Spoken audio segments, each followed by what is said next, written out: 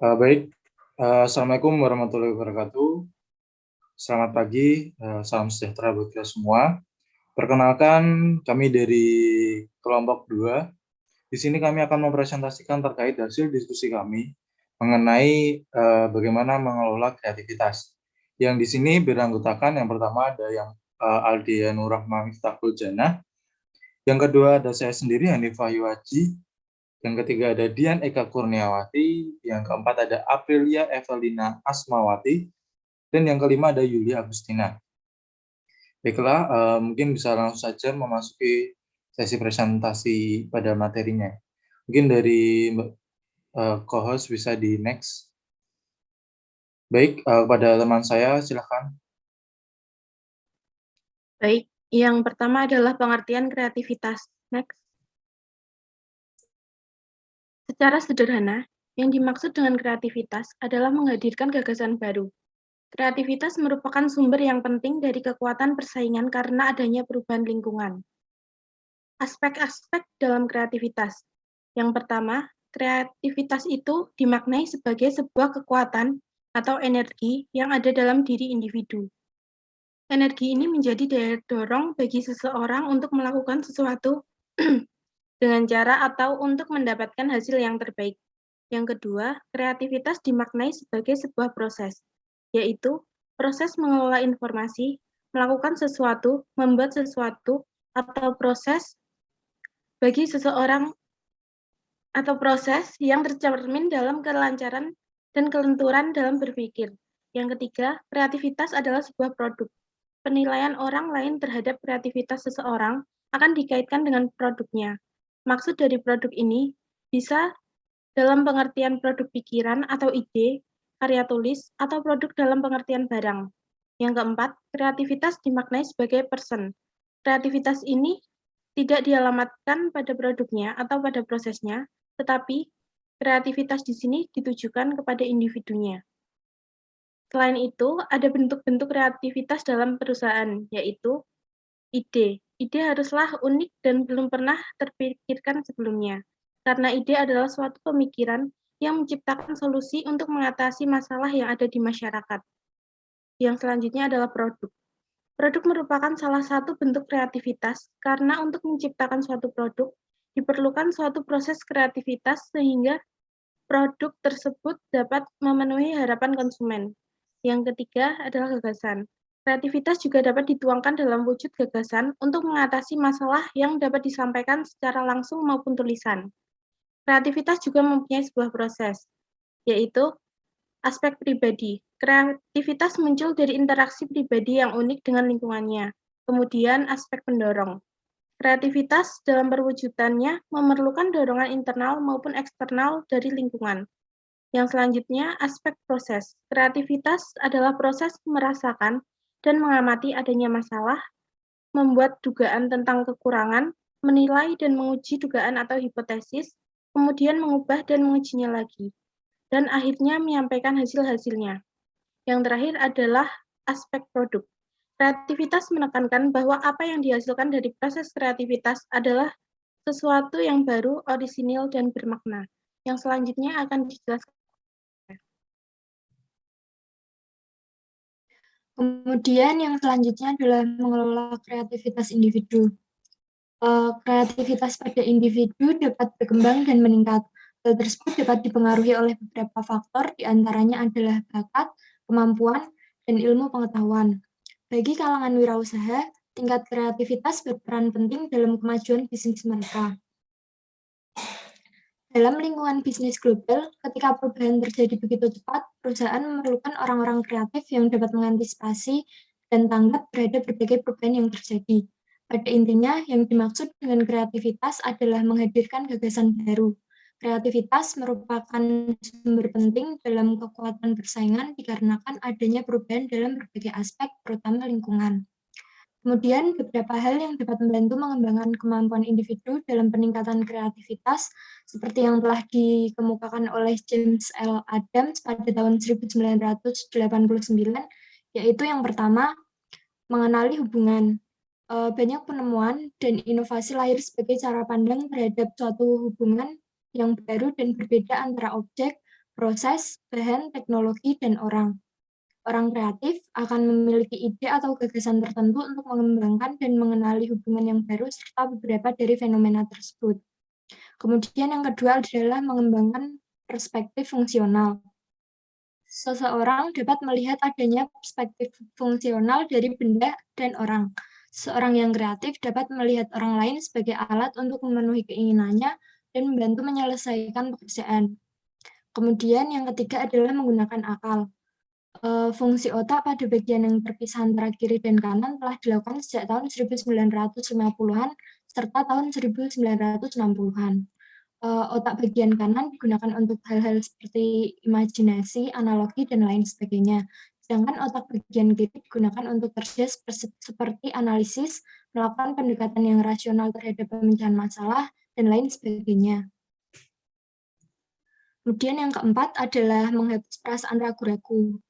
Kebiasaan mental yang membatasi dan menghambat pemikiran kreatif di antaranya adalah sebagai berikut. Yang pertama, pemikiran lain. Yang kedua, mencari selamat. Yang ketiga, stereotip. Dan yang keempat, kemungkinan-kemungkinan atau probabilitas. Kemudian, beberapa cara yang dapat dilakukan oleh para pebisnis untuk melatih kreativitasnya di antaranya yang pertama, mengamati sekitar. Sebagai individu yang kreatif, kita harus peka terhadap sekitar. Amati yang terjadi di sekeliling, visualisasikan dan gunakan semua indera yang ada.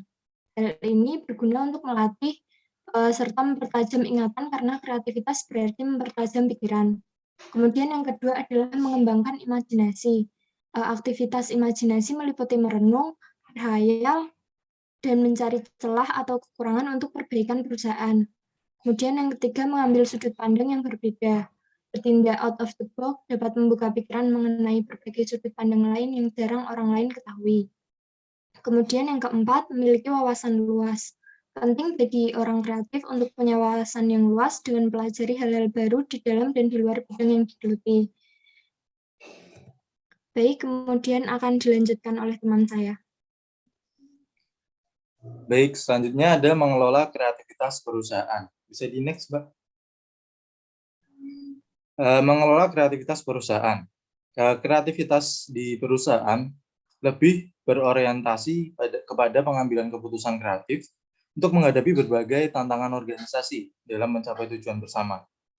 Karena itu, alangkah lebih baiknya itu jika setiap karyawan memiliki kemampuan untuk mengambil keputusan yang lebih kreatif, baik secara individu maupun kolektif, untuk menemukan sebuah inovasi. Nah, untuk manfaat mengelola kreativitas bagi karyawan perusahaan, itu ada 4 poin. Yang pertama ada kinerja yang optimal. Kreativitas yang baik dari seorang karyawan itu dapat meningkatkan kinerja, karena dengan kreativitas itu akan mempercepat perusahaan untuk menemukan sebuah solusi bagi permasalahan yang dihadapi. Terus yang kedua ada menghindari stres. Nah, dengan kreativitas yang selalu berjalan dengan baik, itu akan menemukan sebuah inovasi-inovasi dan juga berbagai metode-metode baru yang tentunya akan menurunkan tingkat stres dari karyawan karena selalu melakukan hal-hal yang baru. Terus yang ketiga ada menemukan inovasi terbaru. Nah, dengan kreativitas itu akan banyak beberapa metode maupun berbagai solusi dari karyawan sehingga adanya inovasi-inovasi baru yang dapat meningkatkan kompetitif dari perusahaan itu sendiri. Terus yang keempat, itu ada membenahi sistem yang ada.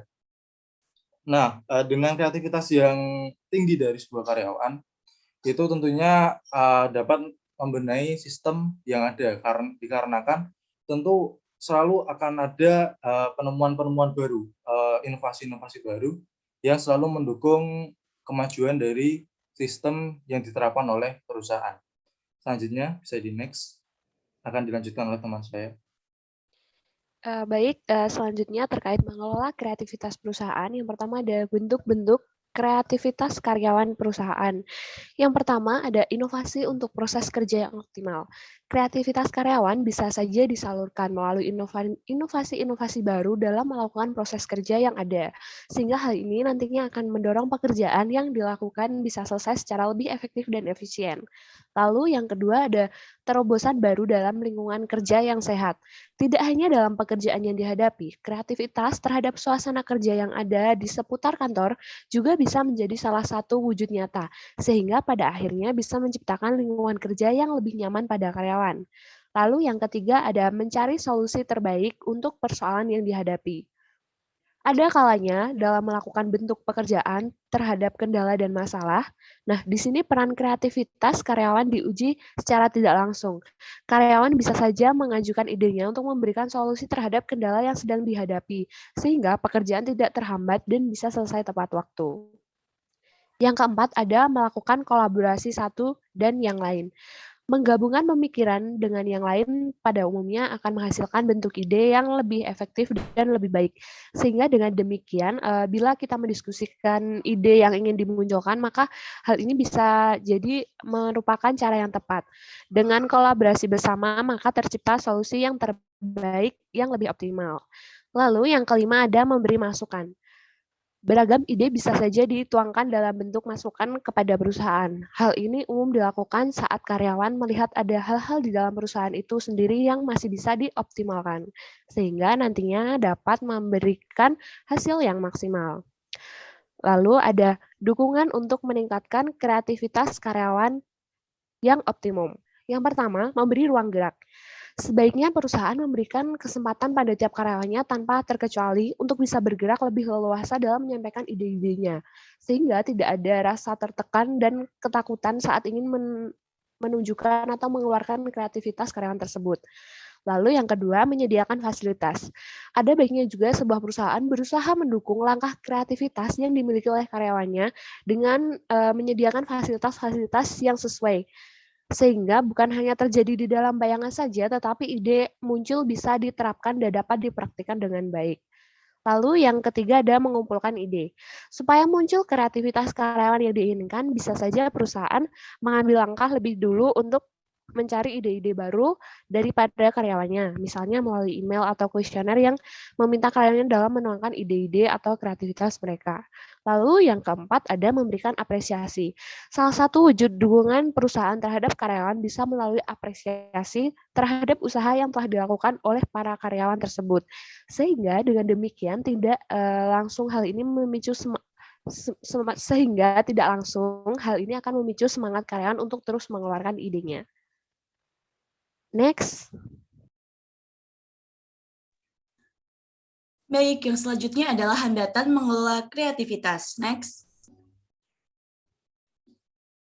Nah, setiap wirausaha harus memiliki jiwa entrepreneurship yang didukung oleh cara-cara berpikirnya yang kreatif. Pemikiran kreatif didukung oleh dua hal, yaitu pengerahan daya imajinari dan proses berpikir ilmiah. Namun, kreativitas akan terhalang oleh munculnya sebab-sebab sebagai berikut. Yang pertama adalah mencari jawaban soal hanya satu jawaban yang benar. Nah, kita sebagai seorang mahasiswa yang akan menyelesaikan studi kita selama 4 tahun kuliah, pasti sudah terbiasa dengan memilih soal ujian dengan pilihan satu jawaban yang benar. Mungkin selama ini kita juga sudah menjawab ribuan soal selama SD sampai kita kuliah saat ini, maka kita akan terlatih tidak kreatif, karena harus mengikuti aturan baku, tradisi satu jawaban yang benar, selain dari itu salah. Yang kedua adalah fokus pada harus logis, tidak boleh aneh-aneh, tidak boleh think something different. Seorang takut berbeda pendapat, apalagi dengan atasan, padahal ide seseorang bisa menjadi sumber yang sangat positif untuk kemajuan bisnis, yang sering muncul dalam bentuk intuisi. Yang ketiga adalah harus taat pada aturan. Ini akan mengurangi kreativitas, sebab kadang-kadang kreativitas akan muncul sebagai kemampuan untuk mendobrak aturan yang ada, sehingga dapat ditemukan jalan baru, sesuatu yang lebih efisien, lebih produktif, dan sebagainya. Yang keempat adalah tetap konstan pada praktek yang telah dilakukan selama ini. Tidak ada peluang mengadakan kreasi, selalu terikat pada hal rutin yang sudah biasa. Yang kelima adalah menganggap permainan satu hal membuang waktu dan percuma, padahal permainan merupakan hal yang mendasar untuk creative thinking. Dari sebuah hasil penelitian memperhatikan anak-anak bermain, mereka menyusun, membongkar, dan menemukan cara baru. Demikian pula pada entrepreneur. Mereka bermain dan menemukan cara baru dalam bekerja, dalam strategi, dalam pendekatan apa yang harus menjadi fokus dan apa yang harus diabaikan. Yang selanjutnya adalah terlalu menekankan pada spesialisasi. Ini akan menyempitkan kreativitas. Orang kreatif adalah orang yang senang mengeksplorasi, mencari ide baru di luar bidangnya, yang seringkali membantu menemukan sesuatu hal baru untuk bidang yang ia geluti. Yang selanjutnya adalah menghindari dari sifat ambiguity dan sifat mendua. Sifat ambiguity dapat menjadi sifat pendorong utama bangkitnya kreativitas dengan cara diperolehnya berpikir dengan beda, yaitu think something different. Walaupun sifat mendua dan ragu ini tidak dibenarkan dalam memutuskan dan melaksanakan sesuatu, tapi sifat ini merupakan adalah alat berharga bila digunakan untuk mengevaluasi, mencari ide kreatif, dan untuk pemecahan masalah. Seringkali entrepreneur banyak mengajukan pertanyaan, tapi akhirnya ia kembali lagi pada pemikiran semula. Jadi cara ini sangat berguna untuk membulatkan pendapat, menunjang ketegasan dalam pengambilan keputusan. Yang selanjutnya adalah takut terlihat bodoh. Orang kadang-kadang tidak mau melakukan hal baru atau berpikir beda karena khawatir dianggap bodoh. Takut terlihat bodoh merupakan salah satu penghalang dalam kreativitas. Seorang usahawan sedang melakukan pekerjaan rutin yang sudah lama prosedurnya demikian, tidak ada perubahan dari dulu. Lalu ia mempertanyakan, apa tak ada cara lain yang lebih baik? Akhirnya, dengan merombak cara kerja lama, ia menciptakan sesuatu yang baru, yaitu by destroying the old, they creative the new. Yang selanjutnya adalah takut salah dan takut gagal. Orang kreatif selalu ingin mencoba sesuatu yang baru, namun hasilnya gagal. Walaupun demikian, mereka tidak melihat kegagalan itu sebagai akhir usahanya. Tidak menyebabkan ia berhenti. Ia menganggap ini sebuah pengalaman berharga menuju sukses. Peristiwa semacam ini bisa terjadi berkali-kali untuk mencapai sebuah keberhasilan. Dan yang terakhir adalah terpaku pada stigma saya tidak kreatif. Nah, ada orang berpandangan seperti ini bahwa orang-orang yang kreatif adalah orang yang hebat, tidak seperti saya. Nah, pandangan seperti ini adalah menunjukkan bahwa dia itu malas, tidak punya motivasi. Sebenarnya semua orang memiliki potensi kreatif. Next.